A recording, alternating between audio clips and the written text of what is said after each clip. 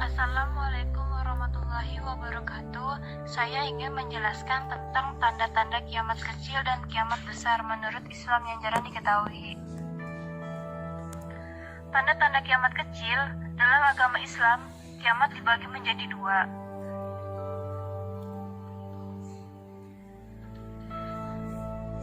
yaitu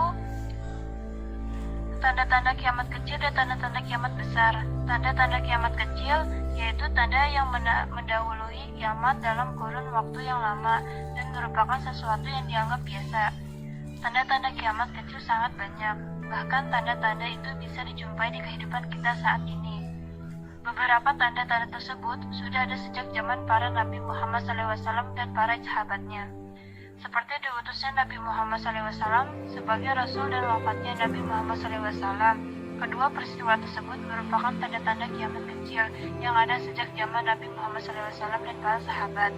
Nabi Muhammad diutus menjadi Rasul sebagai tanda kiamat kecil karena Nabi Muhammad SAW adalah Nabi terakhir dan tidak akan ada lagi Nabi atau Rasul setelah beliau.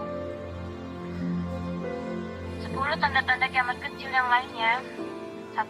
Saling berlomba-lomba meninggikan bangunan. 2. Terjadinya banyak pembunuhan. 3. Waktu yang berlalu serasa semakin singkat. 4. Sering terjadi bencana alam seperti gempa bumi dan tanah longsor dan lain sebagainya.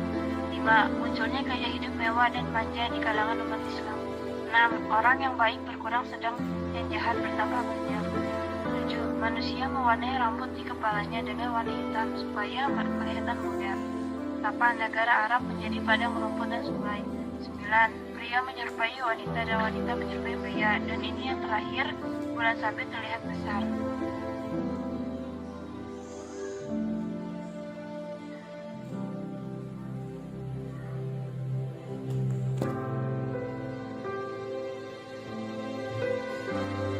Seperti yang dikatakan Al-Quran surah Ar-A'raf ayat 41. Zahara hasad bil barri wal bahri bima kasabat aydin nasi liyuziqahum ba'dal ladzi amilu la'allahum yarji'un. Telah tampak kerusakan di darat dan di laut disebabkan karena perbuatan tangan manusia.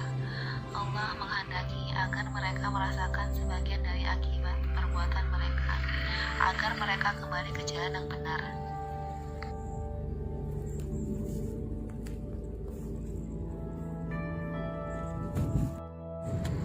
Begitu pula kiamat besar tidak akan terjadi sebelum muncul beberapa tanda-tandanya.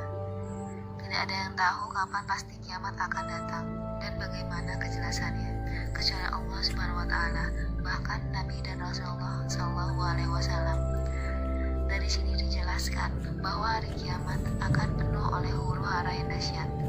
Bumi akan digoncangkan sedahsyat-dahsyatnya bersama gunung yang juga dihancur leburkan sehingga manusia akan bingung kesana dan kemari seperti debu yang bertabangan kemana-mana.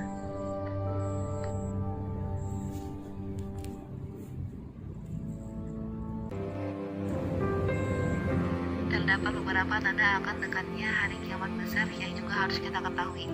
Sebagai mukmin yang baik, ada baiknya kita mengetahui tanda-tanda tersebut agar kita selalu ingat dan taat. Karena orang-orang taatlah yang akan selamat dari hari kiamat. Tanda-tanda kiamat besar menurut Rasulullah SAW. Munculnya asap atau duhan yang akan keluar dan mengakibatkan penyakit yang seperti flu di kalangan orang-orang yang beriman dan mematikan semua orang kafir.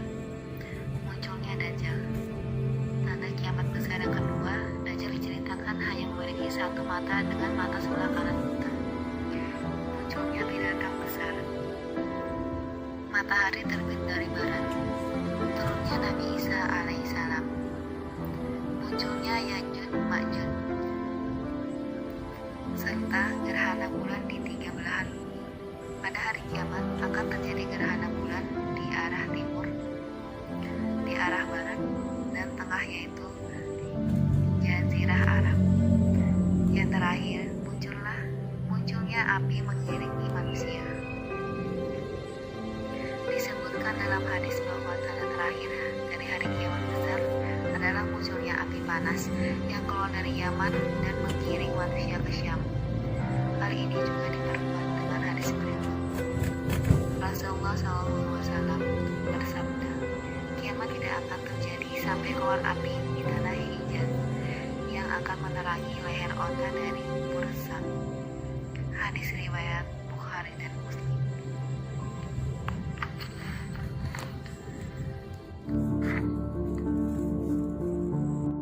Wahai kaum muslimin dan muslimat, bertobatlah 100 kali dalam sehari. Rasulullah SAW bersabda, wahai manusia, bertobatlah kepada Allah, sesungguhnya aku bertobat kepadanya 100 kali dalam sehari. HR muslimin, beristighfarlah 100 kali dalam sehari. Rasulullah SAW bersabda, sesungguhnya hatiku lupa, tidak ingat kepada Allah. Padahal sesungguhnya aku meminta ampun kepadanya dalam sehari 100 kali. Ibnu Atsir berkata, maksud Nabi lupa karena beliau senantiasa memperbanyak zikir, selalu mendekatkan diri kepadanya dan waspada. Jadi apabila sebagian waktu yang lewat tidak melakukan zikir, maka beliau menganggapnya dosa. Kemudian beliau cepat-cepat membaca istighfar. Lihat Jami'ul Usul 4 ayat 386. Bertaubatlah lebih dari 70 kali dalam sehari. Rasulullah SAW bersabda, demi Allah sesungguhnya aku minta ampun kepada Allah dan bertobat kepadanya dalam sehari lebih dari 70 kali.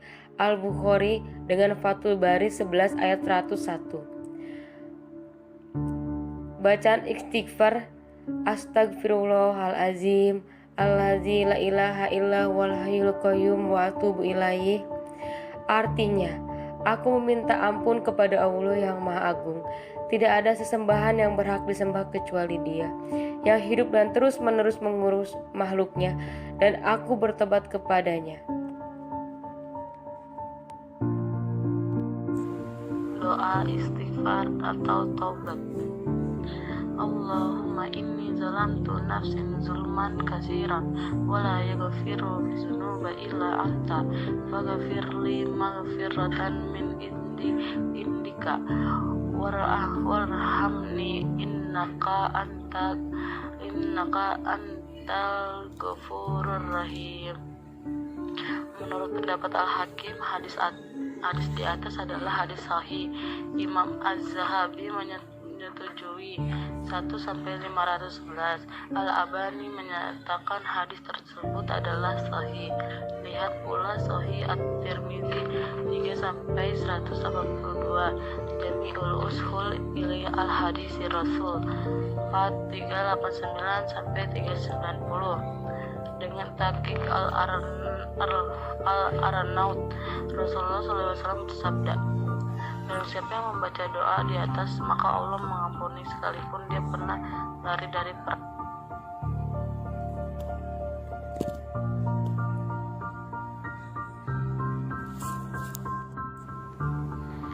Wahai sekalian manusia, bertaubatlah kepada Allah Subhanahu wa Ta'ala dan memohonlah ampun kepadanya. Sesungguhnya aku bertaubat dalam sehari sebanyak 100 kali.